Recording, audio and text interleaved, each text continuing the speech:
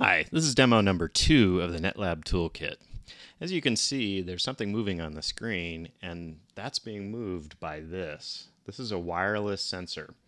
I've got a knob here connected to an XBee module here, which is not connected to anything else, except that it's communicating with this XBee here that's now connected to the computer. So this is a wireless system. The two are communicating. The range is almost 300 feet. And I want to show you how to do this very easily. Okay, let's get started. So as we saw before, you need to be sure that the NETLab hub is running. This is the server that communicates with the microcontrollers like the XBee and Arduino and Make, and fits in between Flash or processing and the outside world. So we'll again start with a Flash document, ActionScript 3, and we'll go to our components, and once again we'll drag out an analog input. Now in our property inspector, instead of selecting Arduino or Make, this time we'll select XBee. All right. Now, there's a few more things to do when you're using the XBee. The XBee has a remote ID. You can sort of see my writing here. Well, maybe you can't. Anyway, believe me that it's number 17. So we're going to give it number 17. You can have multiple remote XBees all communicating with the single receiver XBee. And each XBee that's remote has a unique ID. You also want to be sure that you're setting the correct sensor input number. I've got it plugged into port 0 here on the XBee. The XBee has many ports on it. It's got 5 analog ports as well as a few digital ports.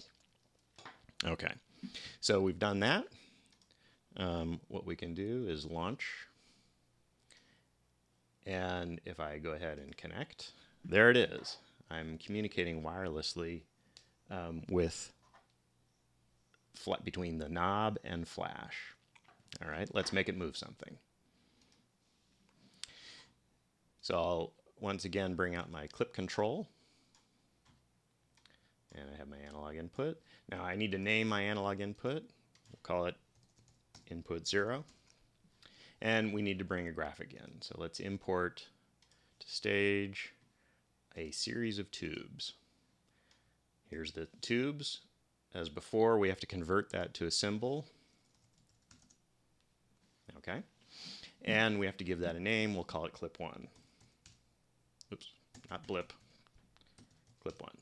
Okay, and so we can now launch this, and if we connect,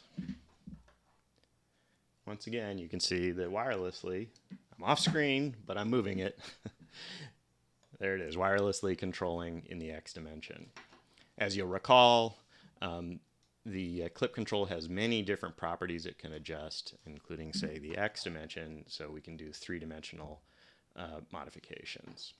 Okay, let's do a little more this time, though. I'm going to bring out another component, and this is called the TweenIt component. So I'm going to bring this out and put it in between. And what the tween widget does is it allows you to trigger it, and then it'll automatically, on its own, put out a stream of numbers from a start to an end. So say, for example, we wanted to move the graphic from the left side of the screen to the right side of the screen once the sensor input went above a certain amount. Let's set that up. So we're going to set the tweens input to be input 0, which is what we've already named analog 1 over here.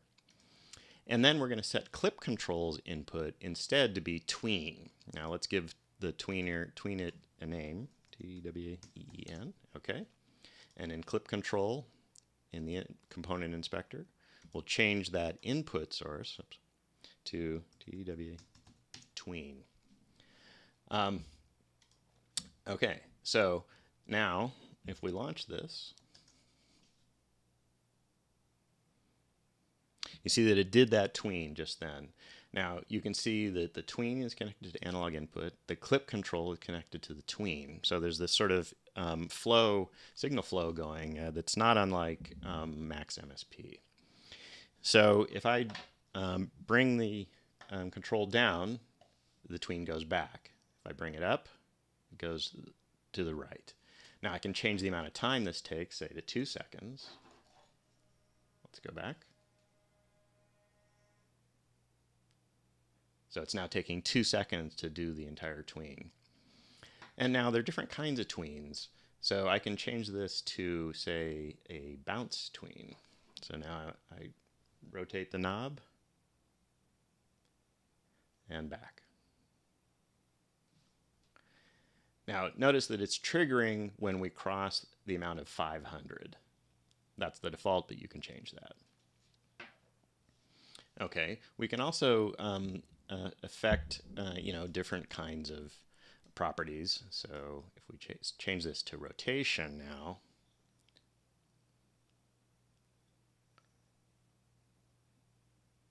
now notice that rotated many times. That's because it went from 0 to 500. But if I wanted it to just say do a 180 tween, that would be half rotation. I can change that. Okay, there it is one way, and I trigger it the other way, and it rotates half around. There are different options also for the easing in, out, in, and out, and also the behavior when the input drops below the threshold again. Does it return, which is the default? Does it yo-yo? Does it loop? Does it yo-yo and loop? You can explore those on your own. All right, that's demo 2. Thanks for watching.